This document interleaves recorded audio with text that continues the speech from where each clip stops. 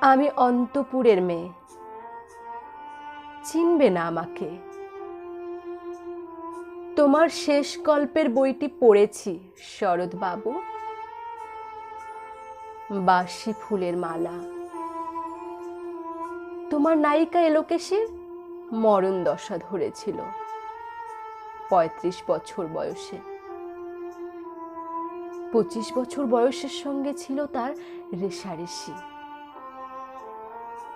দেখলেন তুমি মহোদাশয় বটে,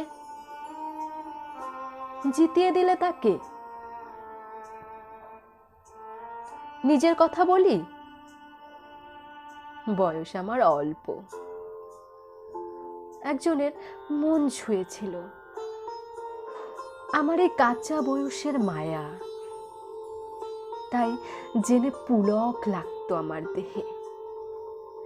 ভুলে গিয়েছিলাম অত্যন্ত সাধারণ মেয়ে আমি। আমার মতো এমন আছে হাজার হাজার মেয়ে। অল্প বয়সের মন্ত্র তাদের যৌবনে। তোমাকে দোহাই দেই, একটি সাধারণ মেয়ের গল্প লেখো তুমি। বড় দুঃখ তারও স্বভাবের গভীরে অসাধারণ যদি কিছু তলিয়ে থাকে কোথাও, কেমন করে প্রমাণ করবে সে? এমন কজন মেলে যারা তা ধরতে পারে? কাঁচা বয়সের জাদু লাগে ওদের চোখে। মন যায় না সত্যের খোঁজে। আমরা বিকিয়ে যাই মরিচিকার দামে। কথাটা কেন উঠলো তা বলি। মনে করো তার নাম নরেশ।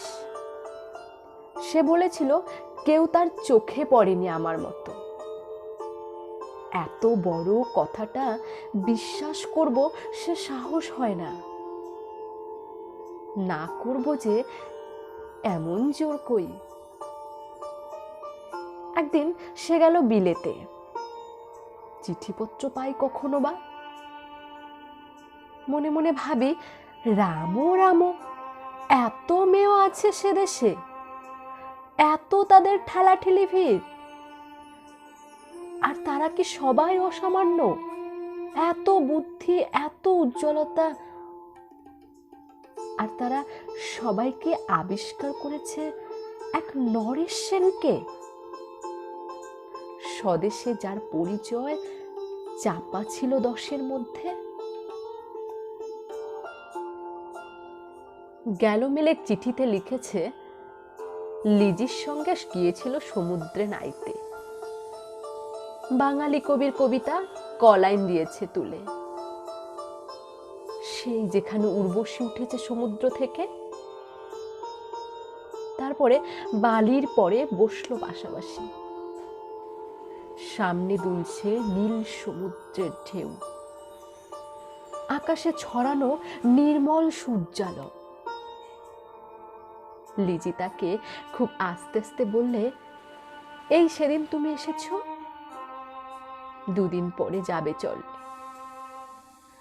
ঝিনুকের 2টি খোলা, মাঝখানটুকু ভরা থাক।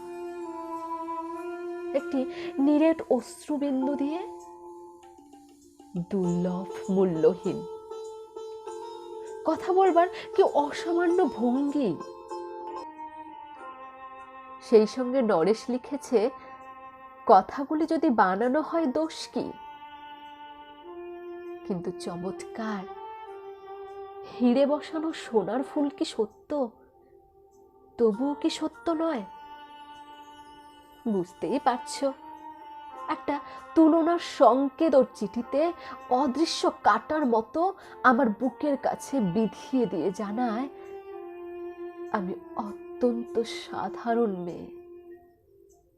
মূল্যবানকে পুরো মূল্য চুকিয়ে দেই এমন ধন নেই আমার হাতে। ওগো, না হয় তাই হলো,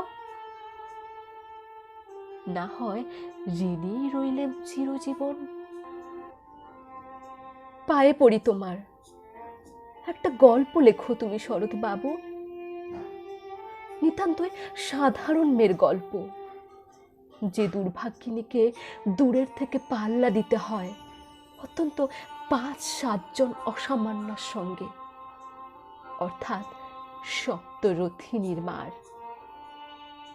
বুঝে নিয়েছি আমার কপাল ভেঙেছে, হার হয়েছে আমার। কিন্তু তুমি যার কথা লিখবে তাকে জিতিয়ে দিও আমার হয়ে। পড়তে পড়তে বুক যেন ওঠে ফুলে, ফুল চন্দন পড়ুক তোমার কলমের মুখে। তাকে নাম দিও মালতী, ওই নামটা আমার, ধরা পড়বার ভয় নেই।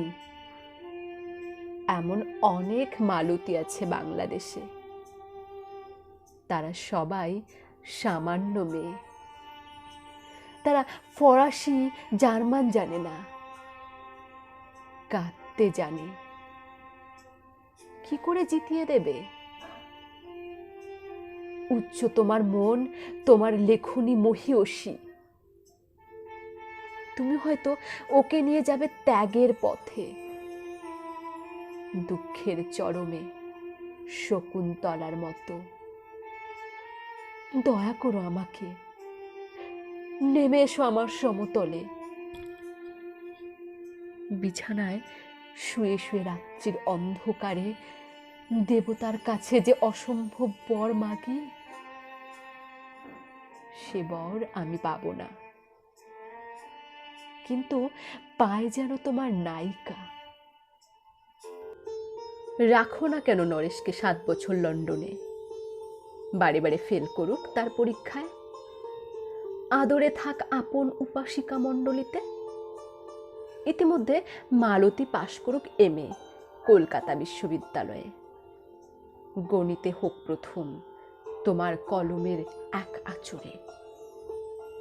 কিন্তু ওইখানেই যদি থামো, তোমার সাহিত্য সম্রাট নামে পড়বে কলঙ্ক। আমার দশা যাই হোক, খাটো করো না তোমার কল্পনা। তুমি তো কৃপণ নও বিধাতার মতো। মেয়েটাকে দাও পাঠিয়ে ইউরোপে, সেখানে যারা জ্ঞানী, যারা বিদ্বান, যারা বীর, যারা কবি, যারা শিল্পী, যারা রাজা, দল বেঁধে আসুক ওর চারদিকে। জ্যোতির্বিদের মতো আবিষ্কার করুক ওকে। শুধু বিদুষী বলে নয়, নারী বলে। ওর মধ্যে যে বিশ্ববিজয়ে জাদু আছে, ধরা পড়ুক তার রহস্য। মুরের দেশে নয়, যে দেশে আছে সমজদার, আছে দরদি, আছে ইংরেজ, জার্মান, ফরাসি। মালতীর সম্মানের জন্য সভা ডাকা হোক না, বড় বড় নামজাদার সভা। মনে করা যাক সেখানে বর্ষণ হচ্ছে মুষলধারের চাটুবাক্য। মাঝখান দিয়ে সে চলেছে অবহেলায়, ঢেউয়ের উপর দিয়ে যেন পালের নৌকো। ওর চোখ দেখে ওরা করছে কানাকানি। সবাই বলছে ভারতবর্ষের সজল মেঘ আর উজ্জ্বল রৌদ্র মিলেছে ওর মোহিনী দৃষ্টিতে। এইখানে জনান্তিকে বলে রাখি, সৃষ্টিকর্তার প্রসাদ সত্যই আছে আমার চোখে। বলতে হলো নিজের মুখেই। এখনো কোনো ইউরোপীয় রসজ্ঞের সাক্ষাৎ ঘটেনি কপালে। নরেশ এসে দাঁড়াক সেই কোণে, আর তার সেই অসামান্য মেয়ের দল। আর তারপরে